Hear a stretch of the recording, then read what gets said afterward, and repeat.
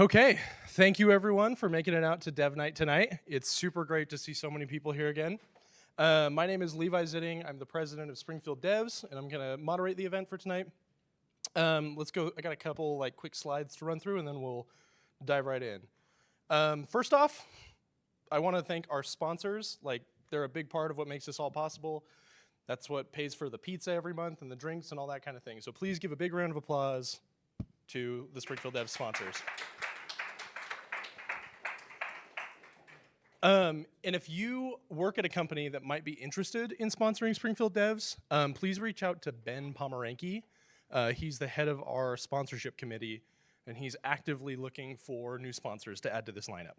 So, a couple upcoming events to go over. Number one, if you haven't heard about it already and don't have a ticket, make sure to go look through the sessions for the Kansas City Developer Conference coming up later this month. I'm going to be there. I'm super excited. There's a bunch of great topics. They got a full day of workshops on Wednesday, and then several simultaneous tracks all day Thursday and Friday. I went last year and had an absolute blast. So highly recommend go snag a ticket if you're interested in making it.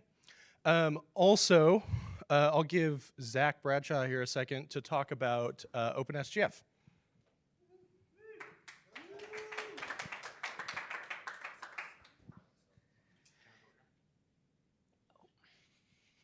We're OpenSGF. We meet every Tuesday here at the E-Factory at 6. You can find more information on our website, opensgf.org, where we also have links to our Discord and Meetup group as well. We've got a great group. It's a great place to volunteer, collaborate, teach, learn. Yeah. Thanks, Zach. And can I get Greg Johnson to come up here and tell us all about Hack for Good?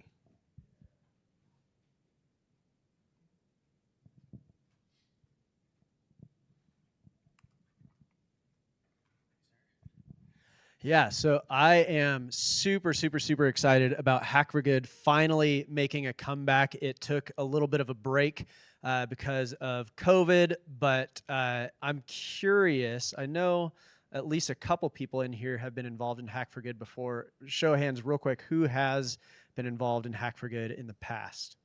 Okay, so for those of you that don't know what it is a local hackathon that works to build the framework of a working app for a local nonprofit. And it's an amazing weekend. It is from November 3rd through the 5th. And it's a great way, whether you come with a team or you come by yourself and you form a team, we'll help you form a team. But it's a great way to learn the process of building an app from scratch. There's going to be mentors there. There's going to be there's going to be food, all sorts of stuff. So it's an amazing opportunity to come out, help a local nonprofit by building an app for them. So we've also got some flyers over there if you want to help spread the word. That's the most important thing right now because just take some, put them at your work, school, coffee shop, grandma's house, whatever. Just let's get the word out. And there will be more to come on exactly what that looks like very soon. But yeah, hope to see you guys there.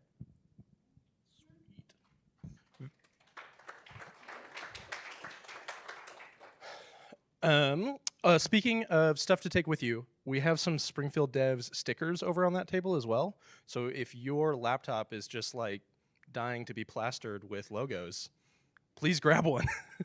Give us some free advertising. Okay, so let's jump into our presentation for tonight. So Ben here is going to be talking about serverless computing. And so I'm going to hand it over to him and let him do his thing.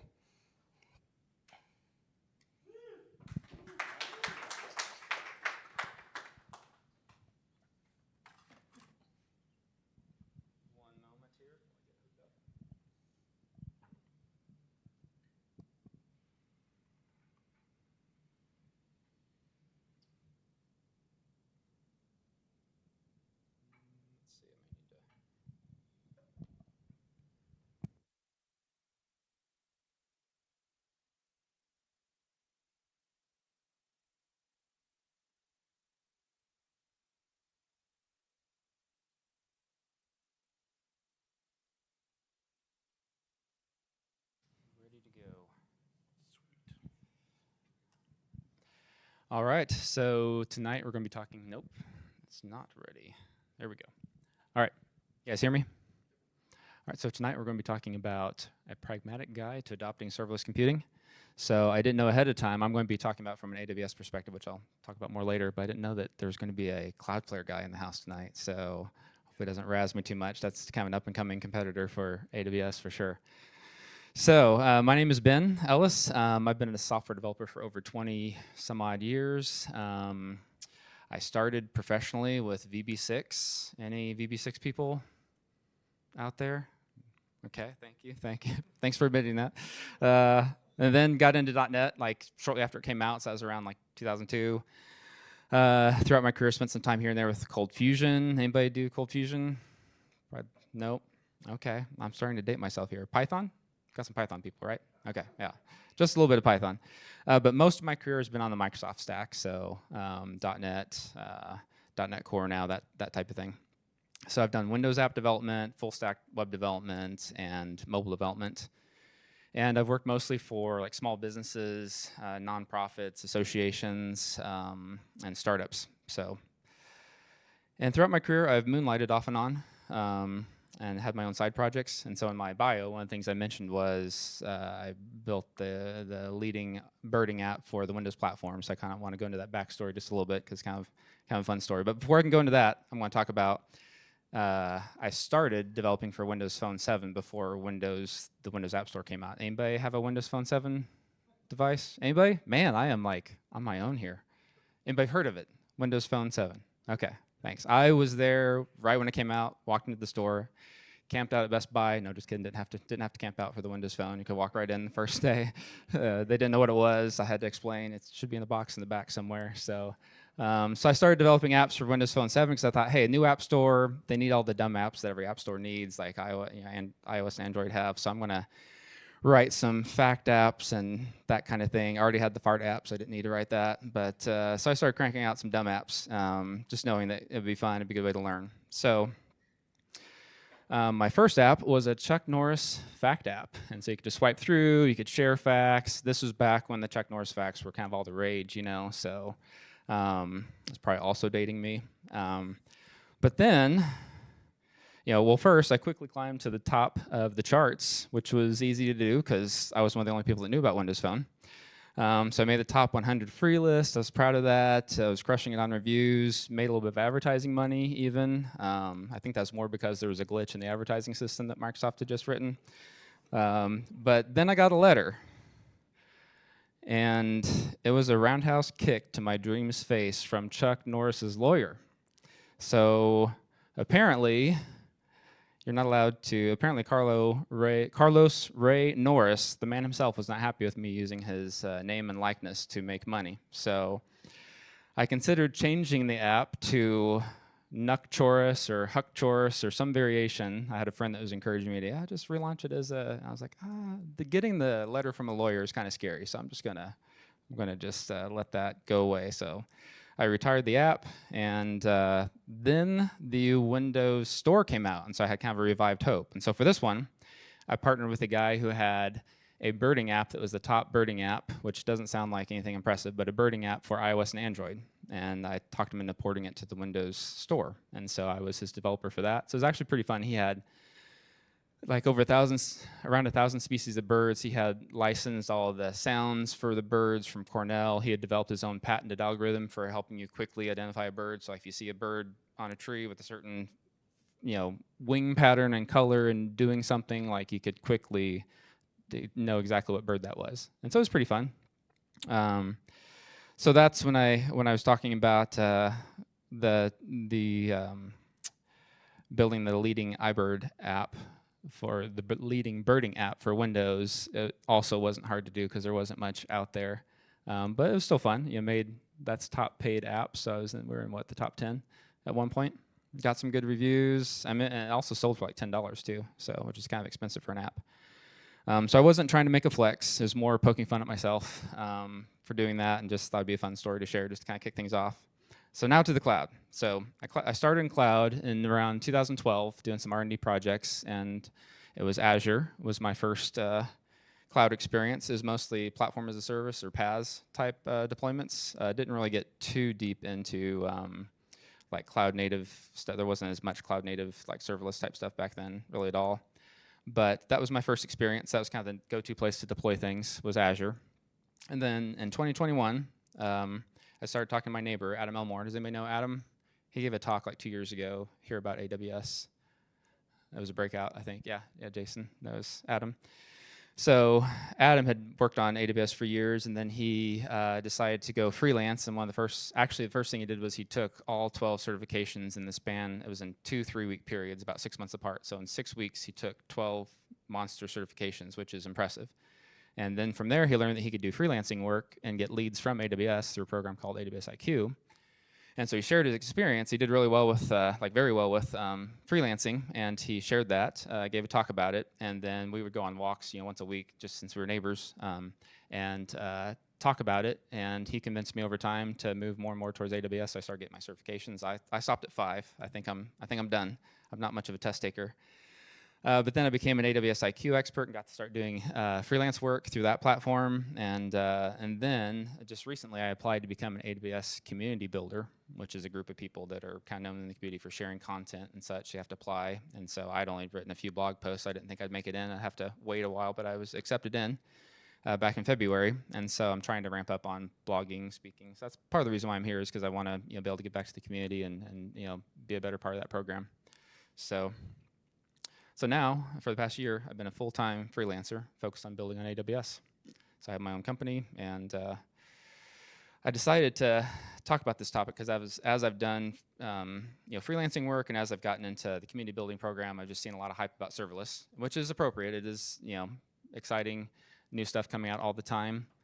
But there's also a lot of, you call them foot guns, things you can shoot yourself in the foot with pretty quickly with serverless. And there's plenty of pros, but there's also cons. And so I just want to get kind of more of a level-headed, pragmatic talk about things you should consider when thinking about adopting serverless. So a little bit of context. So the intended audience for my talk tonight is basically web devs building web apps using kind of your typical stacks is kind of what I expect most of you are. I don't know that for sure, but that's kind of more where I geared it towards. So you might be using React, Vue, Angular on the front end. You might be using Laravel, .NET, what else? Express, that sort of thing on the back end. And you tend to probably build more monolithic apps. Does that kind of speak well to the room for the most part? Nothing, and monolith isn't, I don't mean that derogatorily, that's not a bad thing to build a monolith, but that's opposed to building like microservices or an event-driven architecture. So that's kind of what I'm gearing this talk to. So let's see here. So I mentioned before, I'm going to speak in terms of AWS because that's, by default, that's where my experience is. I have Azure experience, but I really got into AWS. I got into the whole of with the test taking, got into all the network stacks, the EC2, like all the traditional deployment models, as well as getting into serverless technologies. So I'm going to speak about it from that perspective. It's also the largest public cloud, so it's probably the most likely cloud that people know about. And they did kind of invent the concept of the public cloud after all. So there are other cloud providers like Azure and GCP, Google Cloud.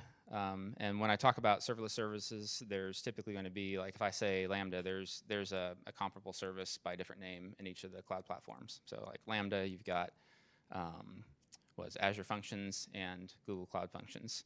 Step Functions, you've got Logic Apps in Azure, and you've got Workflows in Google Cloud. And then DynamoDB, Cosmos DB, Bigtable. So if I say DynamoDB, there's a way to map that to something in another cloud, but I'm going to be speaking mostly from an AWS perspective. So caveats, I'm still learning serverless best practices. I've been building stuff in serverless. I've inherited a couple serverless projects, so I've kind of seen things that worked well and did not work well, so those are some of the things I'll talk about tonight. I don't run massive apps at massive scale. I'm more of like I said, I work for smaller organizations, so it's smaller scale. And I do have a lot of slides tonight, but we're going to try to move fast. So let's keep moving. So what is serverless? I thought we'd start with defining what I mean by serverless, and then what other people may mean by serverless, and then go through some pros and cons, and then get to the pragmatic, practical advice. So, of course, we got to have some memes. So we got Morpheus. What if I told you serverless runs on servers? So big surprise, even though it's called serverless, which is a weird term to begin with, there are servers, obviously. And then Dr. Evil, serverless is not no server, it's no server for you to manage. And that's a good way to put it. So Amazon handles this for you, or your cloud provider. The patching, scaling, hardware failure recovery, all that stuff, it's handled with serverless. So that obviously drastically reduces your operational responsibilities. So serverless has also been grabbed by marketing teams, much like how cloud has. Everything became the cloud after people got a hold of it that wanted to market and compete with the cloud vendors. Same thing with Agile. Agile got hijacked, and now it's lost a lot of its meaning. So we're going to try to jump into definitions here and level set, and then talk about some of the nuances. So I'm going to call this more pure serverless whenever I give these this first definition. And so, and throughout my talk, if I just say serverless, you can assume I'm talking about pure serverless, unless I use like air quotes or give some other kind of caveat about what I'm referring to. So pure serverless is, and this is me kind of putting together my set of definitions, and I've done research and seen a lot of, read a lot of articles and tried to really define it. And like I said, this is the pure, kind of in the pure sense. So it may not be fair in some regards, but then we'll talk about kind of how you can also look at serverless. So pure serverless is fully managed, like we talked about. So there's no servers to manage yourself. It's pay per use. So you can think of this as consumption-based or utility-based pricing. So if your Lambda function is running and processing a request, you're getting billed for that time that's taken to run. But once it stops processing a request, you're not paying for anything. If it's idle, there's no cost. You're not paying like an hourly rate like you do with EC2 or other services. It's highly scalable by default. So they've baked into the service, like Lambda operates in, I believe it's 3 availability zones within a region by default. So 3 different data centers. You're not having to worry about the fact that one data center is having problems because they're handling like load balancing. Like if you're used to spinning up load balancers in AWS or another platform, like you don't have to worry about load balancers because that's handled for you. So it's, actually I was talking about, I meant, so highly available, so highly scalable by default. They're handling scaling for you, and like Lambda, it's instantaneous. Like you're getting like they're not having to like containers and such take a while to spin up. Like Lambda scalability's handled for you, and it's instantaneous scale.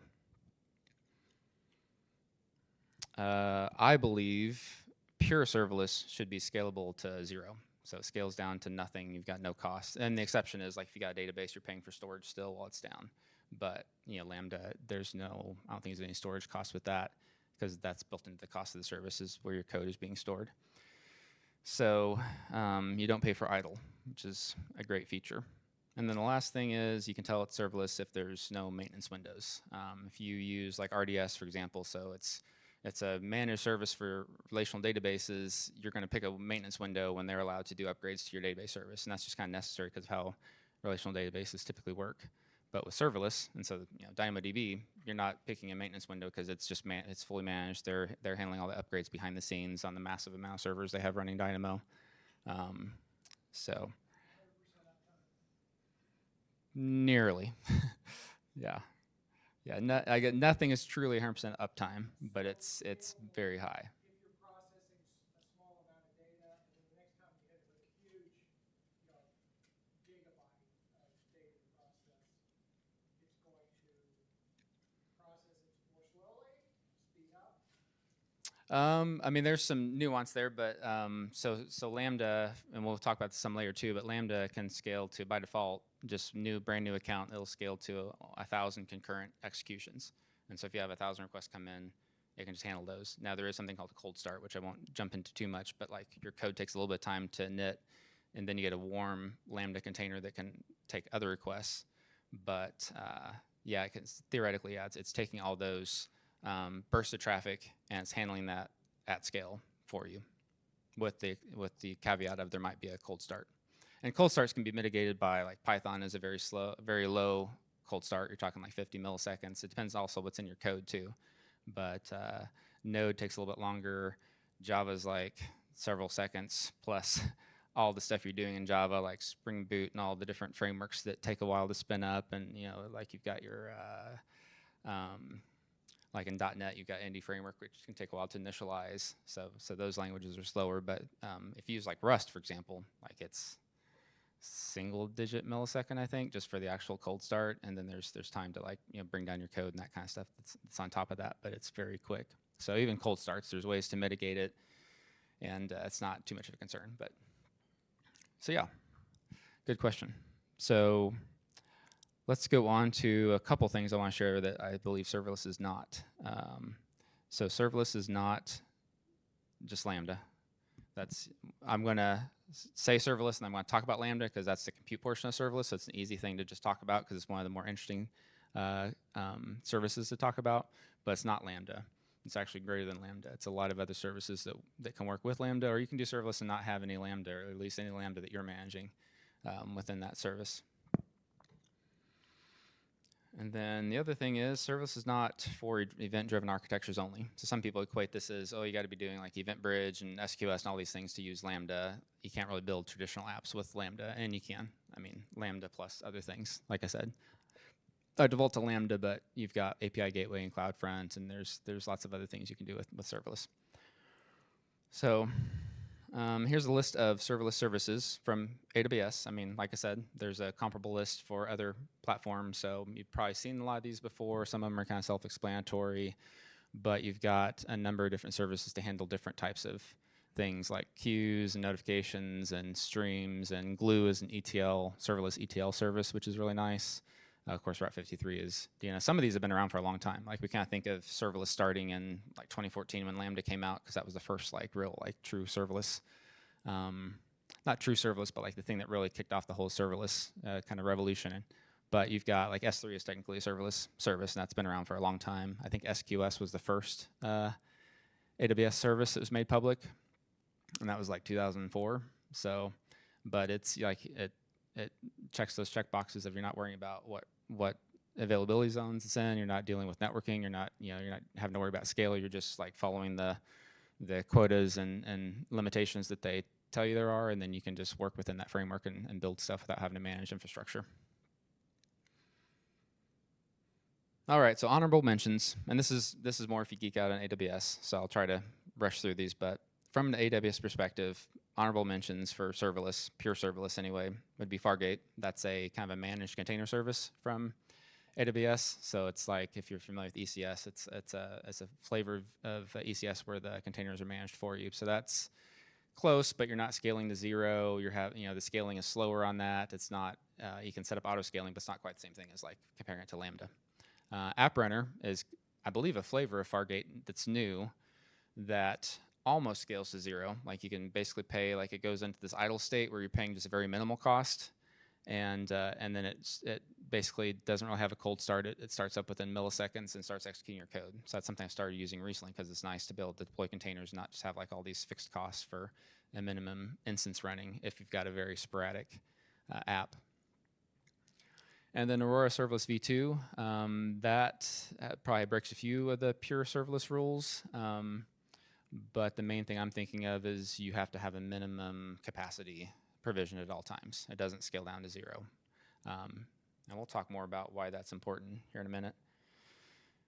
And then the dishonorable mentions, OpenSearch, which is their AWS's fork of Elasticsearch. That's been released recently. That is like I believe, at least for a production instance, is a $750 minimum monthly cost. So it does not scale anywhere near to zero. Neptune Serverless is kind of similar thing. It's like 300. There's lots of knobs and dials for server-related features, so it doesn't feel like a true serverless service. So this is where it's kind of marketing is getting a hold of the term and trying to push things forward and making you think, oh, we've got serverless, all these things, when really those problems haven't been solved in a truly serverless way yet. But I think a lot of these will. We see more and more stuff coming out, every month, even with new services that are following that more of that pure serverless perspective. All right. So serverless, just as a term or a definition, can be more broad. So this is where I want to try and jump out of the pure serverless definition and get into more of how other people are thinking about it, or just being a little more fair to it maybe. So this is more the air quote serverless. But you can think of serverless as more of a spectrum. Like you've got more serverless on one side, less serverless on the other side. And when you can think about this when you're thinking about different services. So, so obviously using Lambda for compute would be on the very serverless side, but using EC2 would be kind of even off the chart on the left-hand side. But then containers would be somewhere in the middle, because you're getting to take like more of the heavy lifting from Amazon is done for you with containers and managing containers and that sort of thing, and you're not dealing with operating systems in the same way with patches and such. So I mean, my advice would be that spinning up an EC2 instance should be one of your last options. Like it should be more for special use cases. There's probably a way to solve it with like ECS or Fargate or something. And Fargate, like I said, it got the honorable mention, so it's getting pretty close to serverless. So if you're thinking of it more in the non-pure, you're able to still do serverless with containers.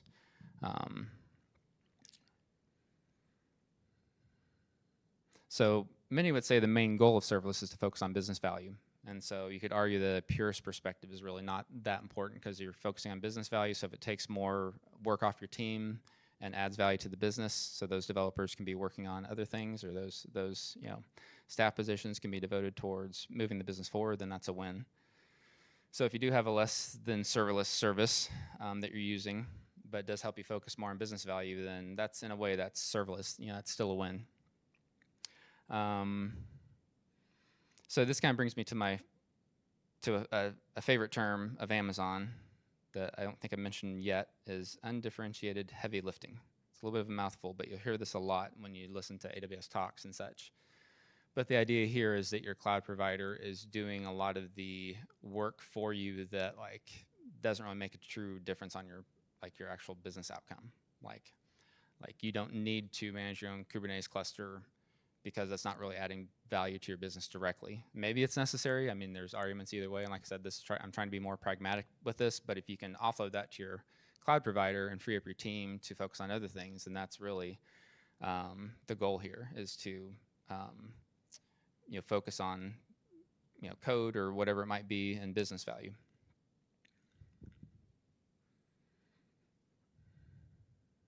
All right.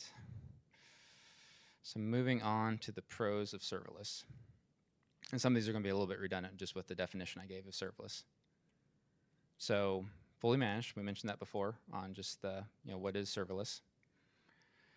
So again, this is about the undifferentiated heavy lifting that gets done for you. Amazon's handling that. You're not having to worry about networking issues and all those types of issues that are going on behind the scenes, issues with failed hard drives, what have you. They're managing that for you. It's transparent to you. And therefore, your team can be smaller because you don't need as much operations. Some people are using the term zero ops. That's probably never going to be true. You're still going to have operational things you have to deal with on serverless, but it's going to be much, much less. Okay, let's move along here. So you can get to market faster would be a pro of serverless. So you're able to focus, like we talked about before, if your team can focus on code and less on infrastructure and operations, then you can get to market faster. You can get an idea to market faster. Serverless lets you put different things together, like if you want to use SageMaker, their AI platform, with something else, like serverless lets you build the kind of the glue between different services in AWS, and so that can help you get to market faster too.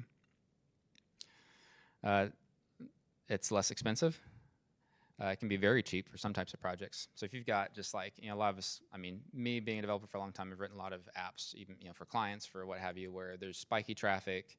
They think it's going to take off. It doesn't necessarily take off. So then they've got this big bill of having, the database, the servers running, all that kind of stuff. Those types of apps can potentially be in the free tier for like never get a bill for those apps with serverless. There's fairly generous free tiers, and so if it's not that much traffic or it's kind of spiky, then month in, month out, it could be fairly cheap. You can also think of the lower total cost of ownership, because we talked before, your team can be smaller, so you're not having to staff as much for operations, and so there's also that aspect of it. It's not just what is a server versus what is the compute for Lambda cost, because Lambda is more expensive when you break it down, but total cost of ownership is actually a big thing to think about that often isn't factored into the equation. Another pro, it scales faster. We kind of talked about that already. So it's like Lambda, instantaneous, 1,000 concurrent executions, and then it scales from there. High availability is built in. We mentioned that before. And then isolated environments. I'm meant to have cheap on here. So cheap isolated environments, meaning that if you're using pure serverless, you've got DynamoDB, Lambda, a lot of those services, you can deploy, like if you got 20 developers, each developer can have their own AWS account with that deployed to their account, like your whole stack. And then because it scales to 0, you got very minimal costs, and everybody's got their own copy to work within. And then same thing when you're, PR environments, during the pull review process, and when you're running your GitHub Actions and different things in your build pipeline like those, you can spin up environments. You can use infrastructure as code to do that, and then they're cheap while they last because it's built on serverless. Versus if you have once you bring in like an RDS database, well now you got a database to deal with. You either got to spin that up for each person, or you got to have a shared database, and you got all the problems that come with that. Okay, the cons of serverless. I'll probably spend a little more time and detail on this part. So the first con is that the developer experience is not great. It's getting better all the time, but there's kind of an inherent problem right now with it's very hard to replicate the cloud locally on your dev machine because there's so many like service integrations and specific things that does that you just can't replicate, 100% on a laptop that's running on that's running in the developer environment. So there are attempts to do that, but I personally would not recommend it. So that means you're testing your code in the cloud. So that means debugging becomes harder because you can't attach a debugger to the cloud, at least not in most cases. So then you have to use things like tracing, like AWS X-Ray or an Azure Application Insights, different things that let you trace your code. And you can also, of course, use good old-fashioned logging, which everybody loves to sift through logs and try to find the error message that just happened, after you wait 10, 20 seconds for it to show up. That's always fun.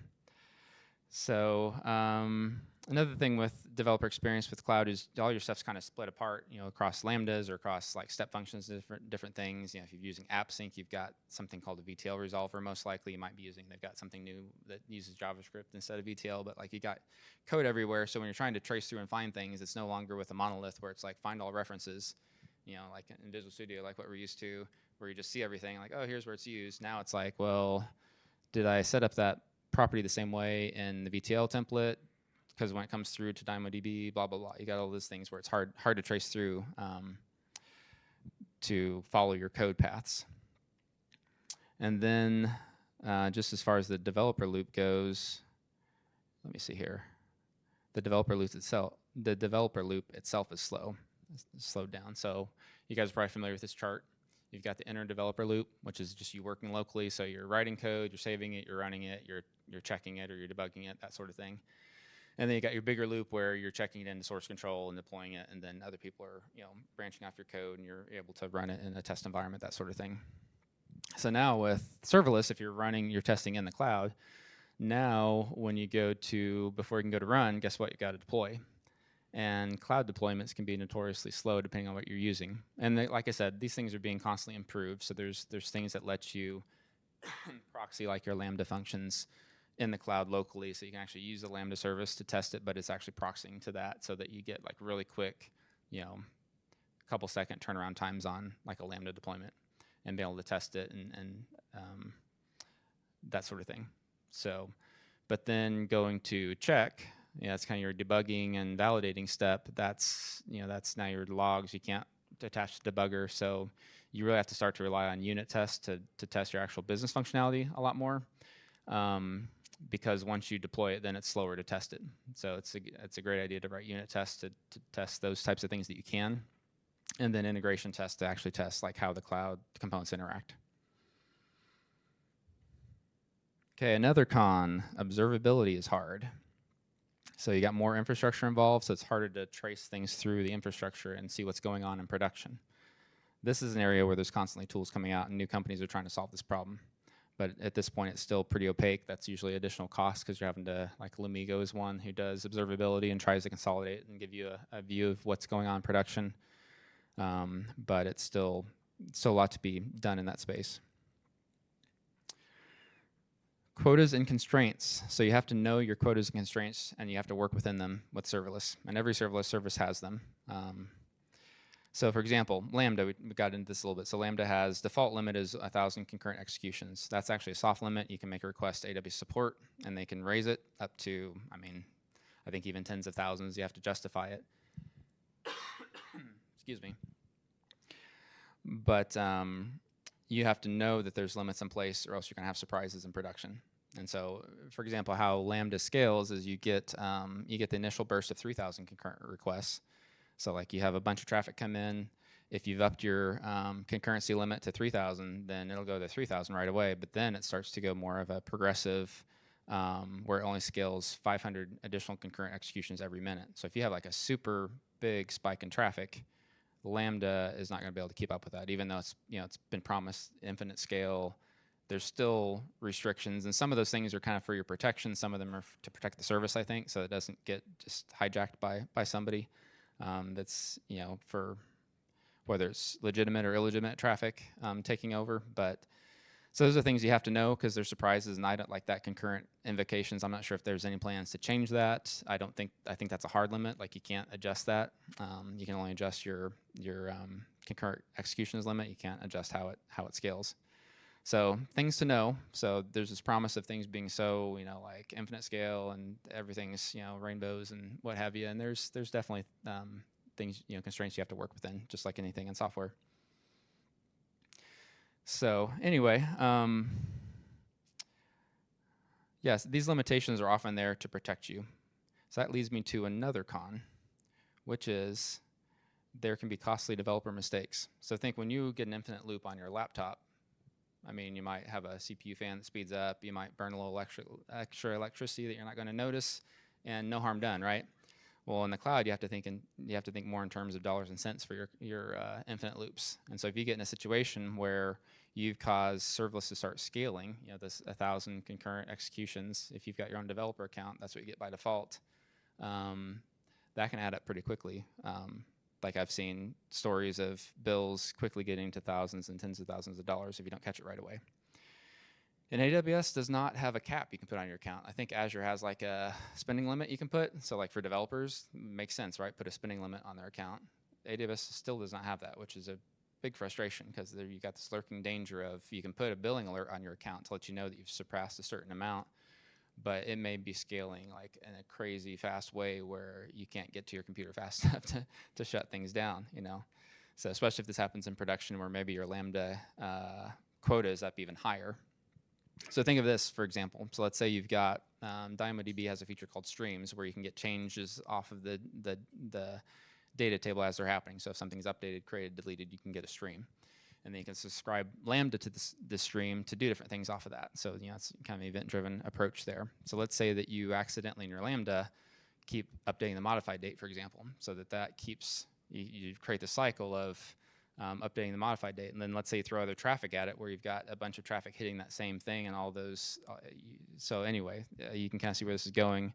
You can hit your 1,000 concurrent execution limit, and maybe you've chosen to do like a really big Lambda instance size for whatever reason, just because you're in dev and you're like, I want to run fast. I'm gonna do 10 whatever 30 gigs of memory and whatever, which is an expensive Lambda, and then you get it in a infinite loop. So in this case, the quotas did protect you, even though you can still rack up a huge bill. But 1,000 is better than having a default limit of 10,000, because that would scale much faster, not in your favor. So another con is it's more complex to do serverless, generally speaking.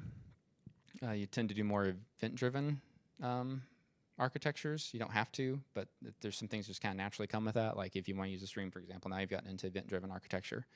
And so those things are just tend to be more complicated and harder to reason about in your code. So we are talking about an asynchronous distributed system after all, which are notoriously hard to work with. So you're just naturally going to have more complexity. It's powerful, but it's also hard. It can be hard to work with. And then there's things you have to deal with, like events, and like whether it's EventBridge or other services, they can have policies where at least once delivery, which means your event can come in multiple times. So you've got to know to have an idempotent handling of that event, or you can duplicate records and transactions and that sort of thing. or events can be delivered out of order. So then you've got to handle like, okay, I don't know what order is going to come in just because it's a distributed system and ordering is hard. So I'll have some tips on that later, but so just to say it can get complicated in a hurry. And like I said before, your code and your logic is also more spread out, so it's complicated because you're having to like go to different things all the time to find what your code is doing, and then I tend to forget what I just looked at like 3 things ago. So then it's like, now what was happening over here? What property was it setting, etc.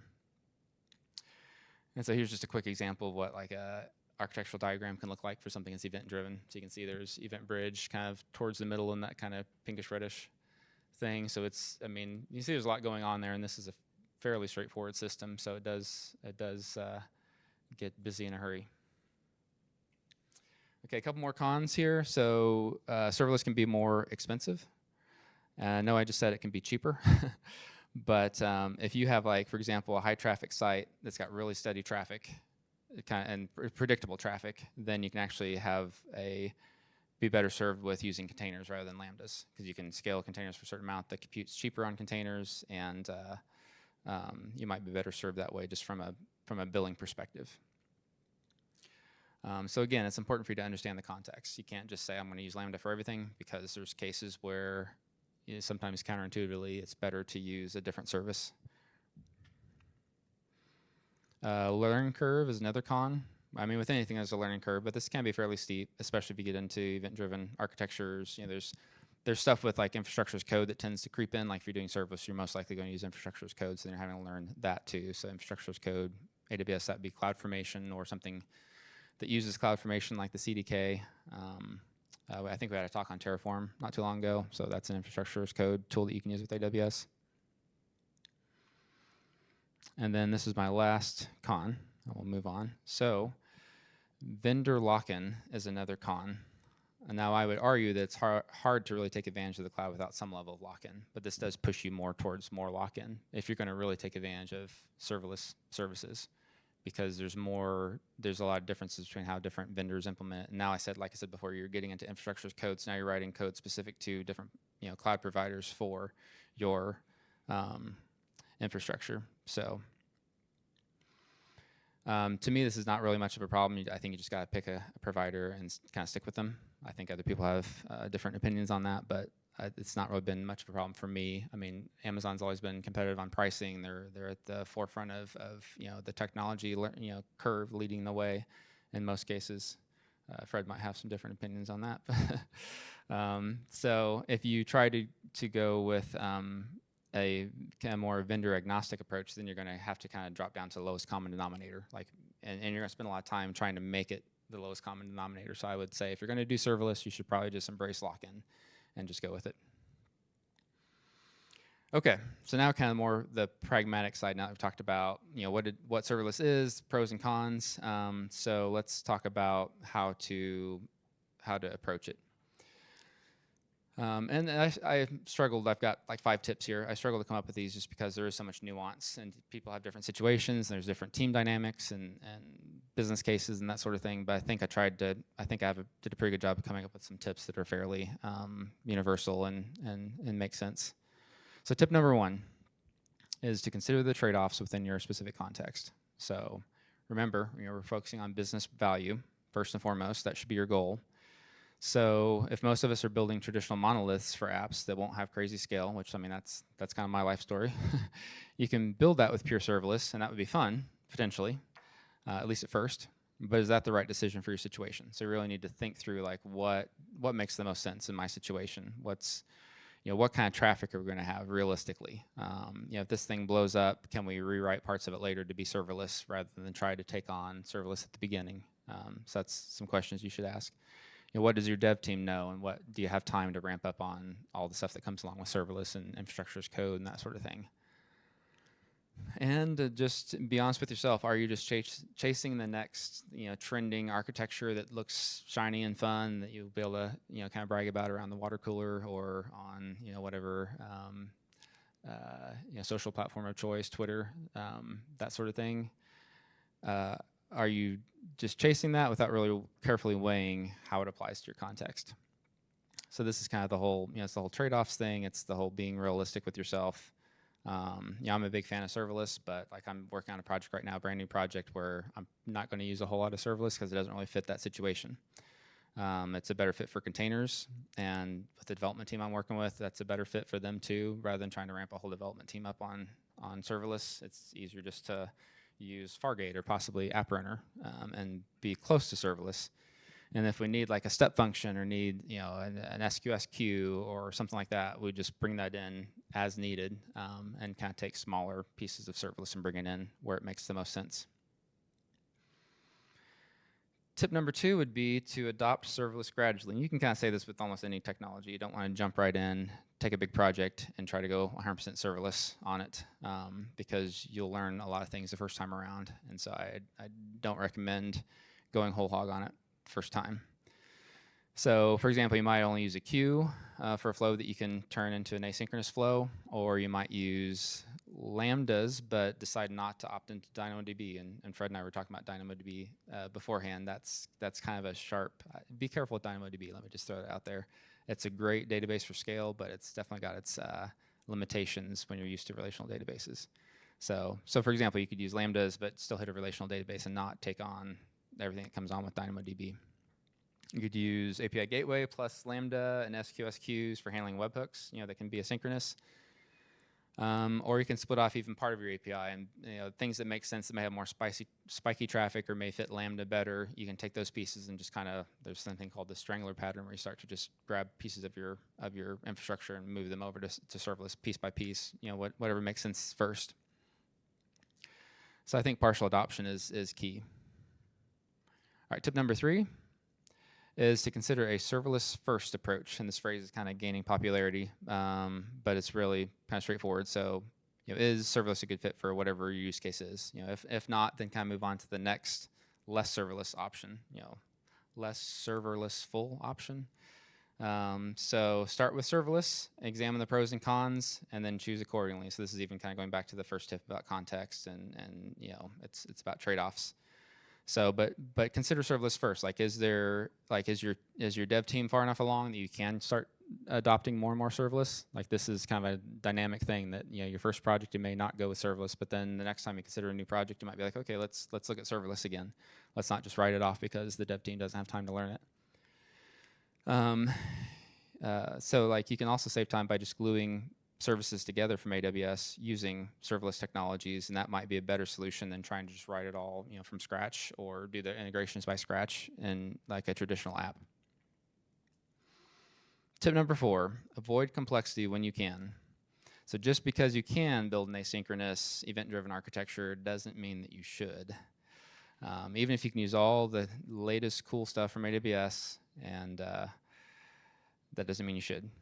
So it is hard. Like, how many of you guys like new technology? And I mean, if you guys are here, you probably enjoy learning about new things, and you're like a lifelong learner like myself. And so it is that constant temptation to, ooh, seems like it's the next new thing, or it's just something new that looks like it's cool. So I want to use it in my next project.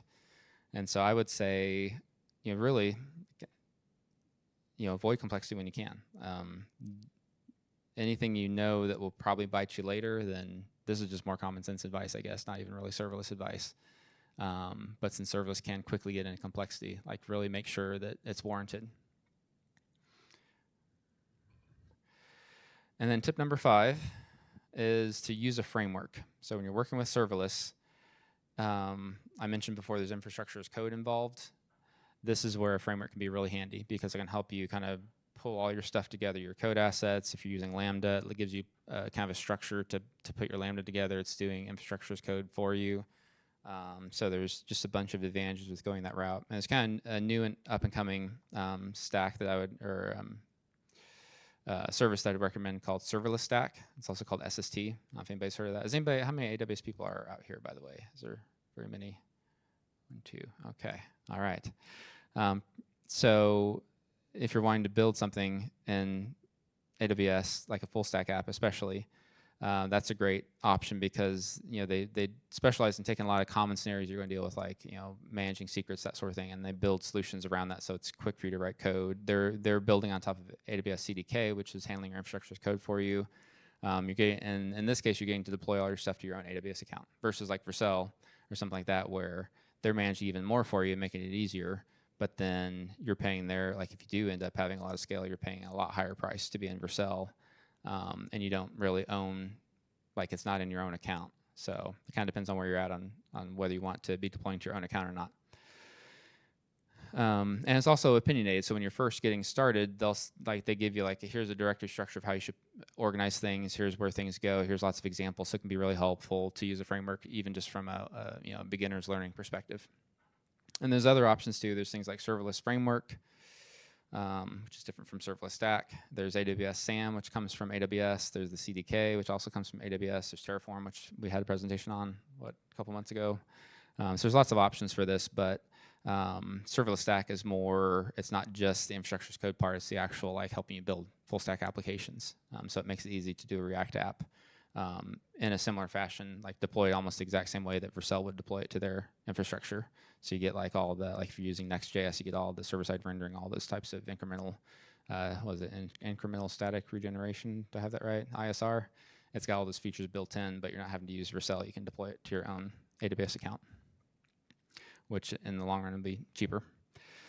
So if you don't need as much control, then you can use something like Vercel, and maybe that makes sense. And Vercel and others like them are constantly adding, like you've got Lambdas, and you've got full control over that if you're deploying to your own account. But in Vercel, they've got, what are they called, server functions or something like that. Like they're kind of wrapping some of those cloud native concepts in their own thing. And behind the scenes, they're using Lambda. Behind the scenes, they're using CloudFront and I think possibly Cloudflare. I think they've got a kind of a hybrid CDN. But behind the scenes, they're using much of AWS, but you're not having to manage that. So I guess talking about an undifferentiated heavy lifting, Vercel is even doing more of that for you. So that's not necessarily a bad option either.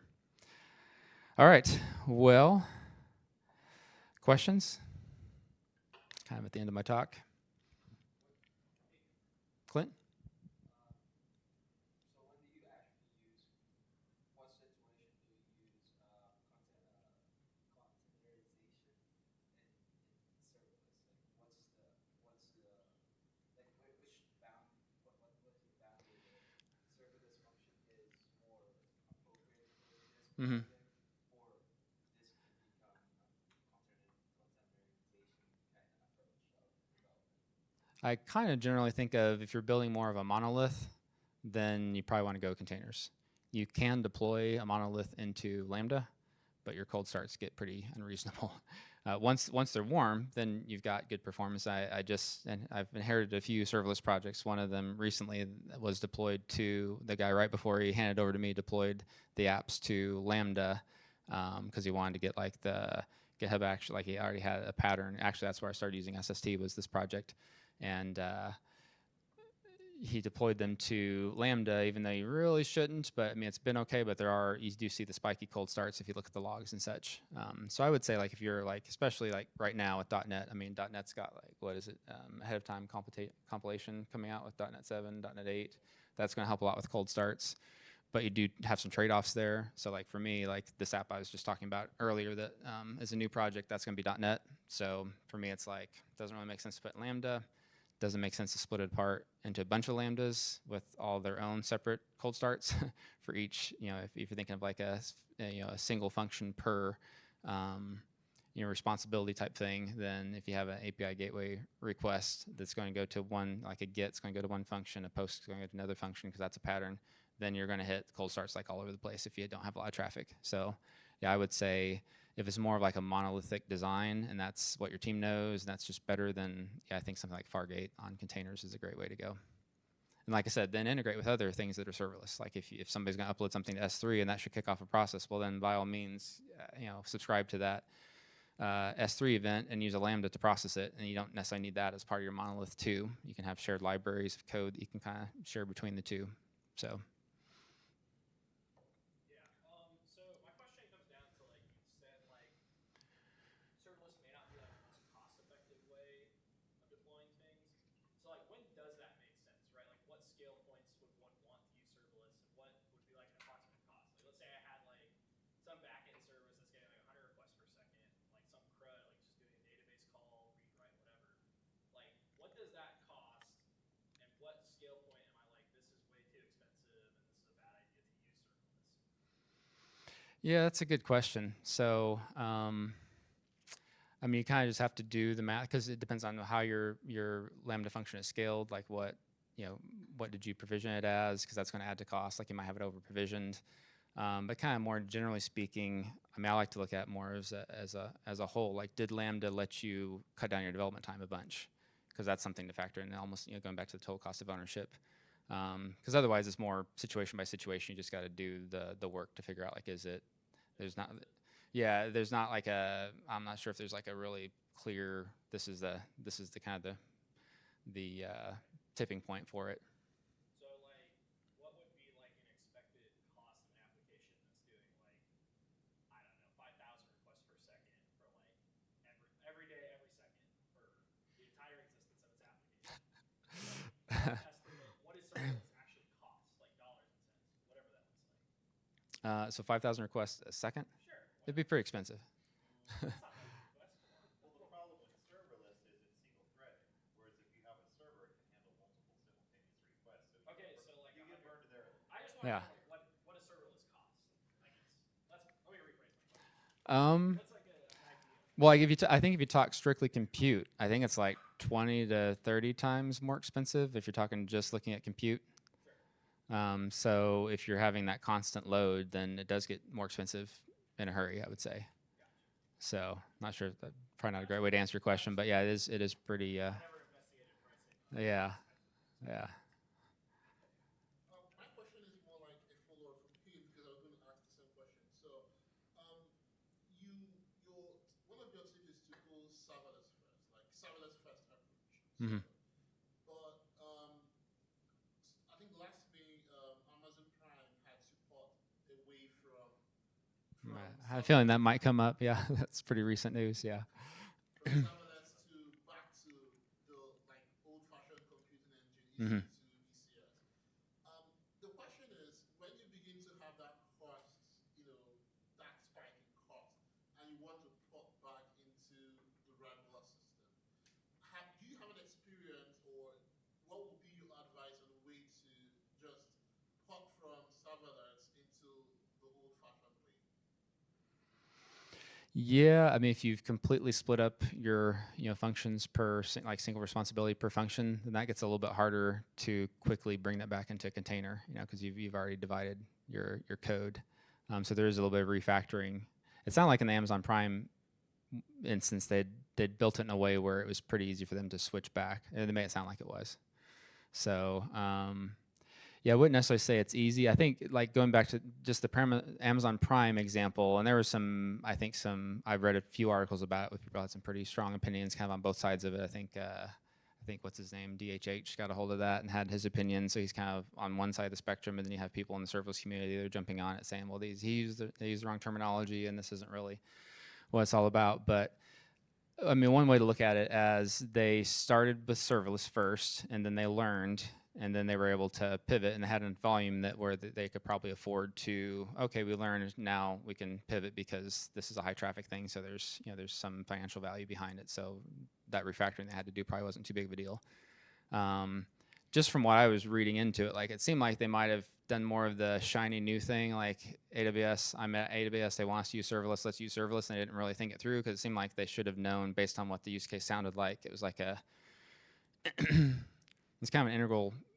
It wasn't like all of Amazon Prime. It's some sort of I think like video quality thing. So they knew it was going to have lots of traffic, and they knew if you go distributed, then you're paying for. There's all that distributed traffic that's happening, and that gets expensive too. So lots of events happening and inter-service communication. So I feel like they should have known better. But kind of back to your question though, like I think if you think there's a chance that you're going to have to possibly go back to containers at some point, you might try to design your functions in a way where they're easier to kind of reassemble into a container, if that makes sense.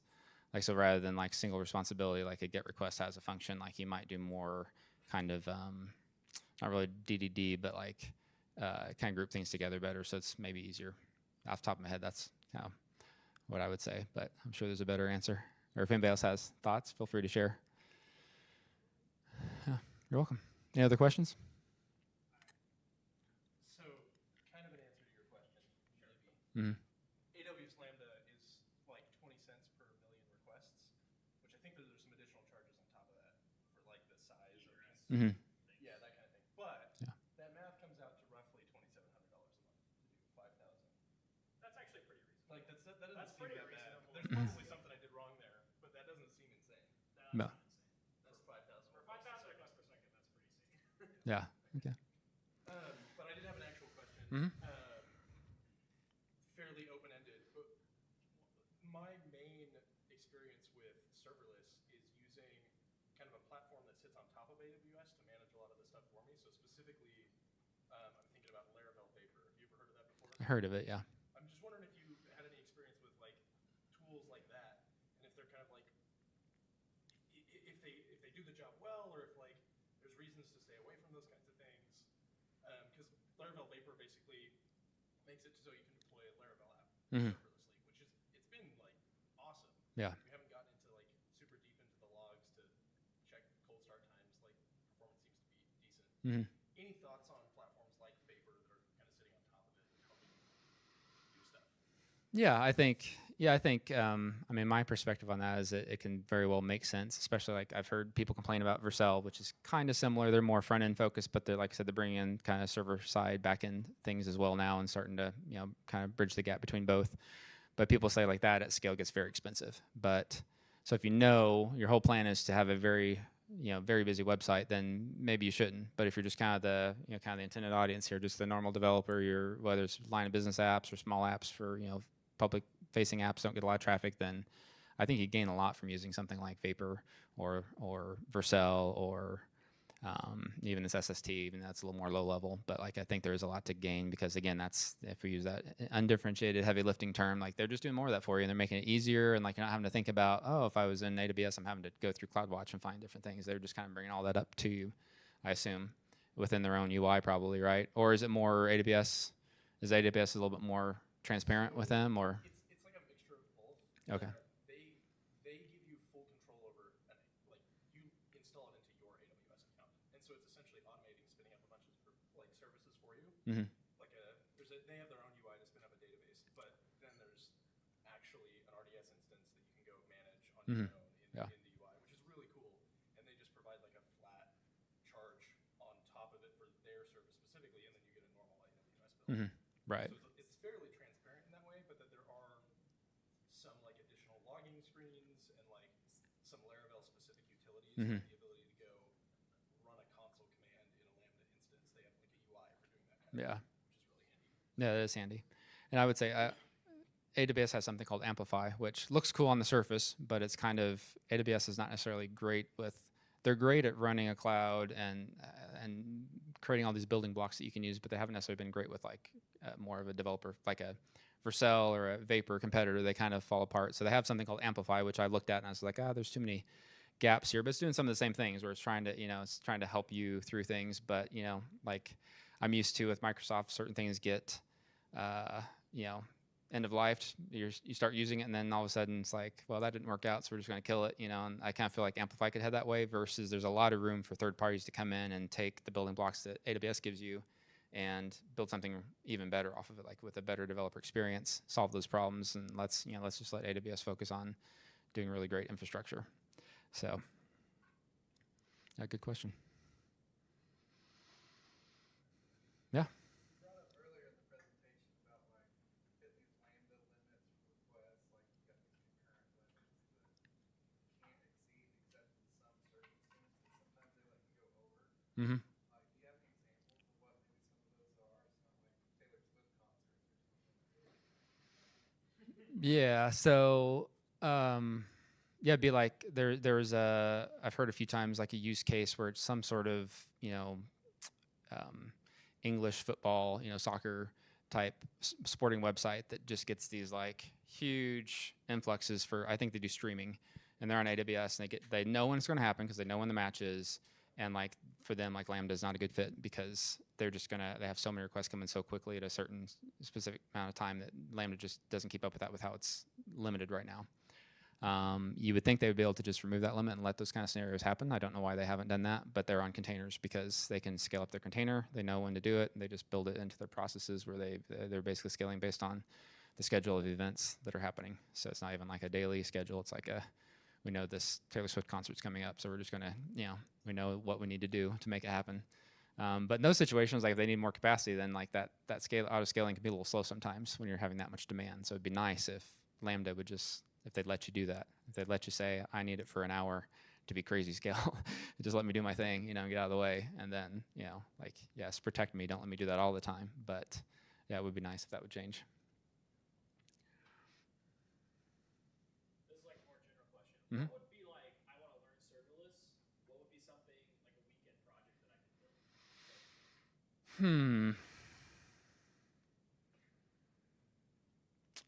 I mean, my first thought would be, a Chuck Norris fact app, maybe, a website. Yeah. I actually had a Jack Bauer one too, believe it or not. No, 24. Jack Bauer, 24, anybody?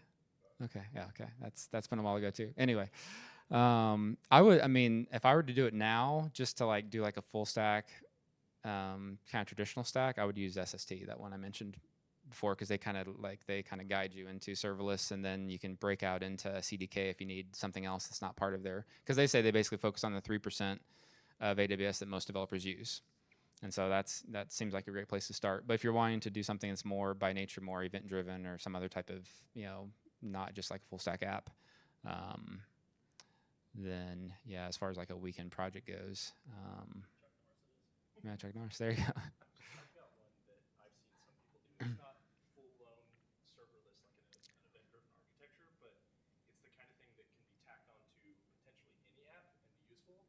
But I've seen people use serverless to make like a screenshotting service. So like maybe they want their SEO images to be generated dynamically, and so they're gonna like go build a page, and then they want to fire up a browser, take a screenshot of that, save that image. I've seen them go put all that code in a serverless function so that they don't have to have anything on their actual server for their monolith kind of thing. Yeah. So like some standalone service that does like a bunch of heavy lifting.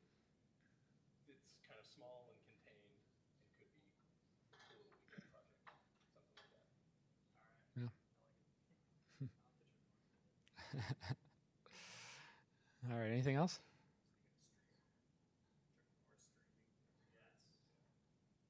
It takes about 3 to 6 weeks to get a letter from him, by the way. So, no, I can't remember what it was, but yep. All right. Well, go ahead and put some contact information, and we can share this other places, I guess. But if you guys have more questions or just want to talk, feel free to DM me or what have you. All right.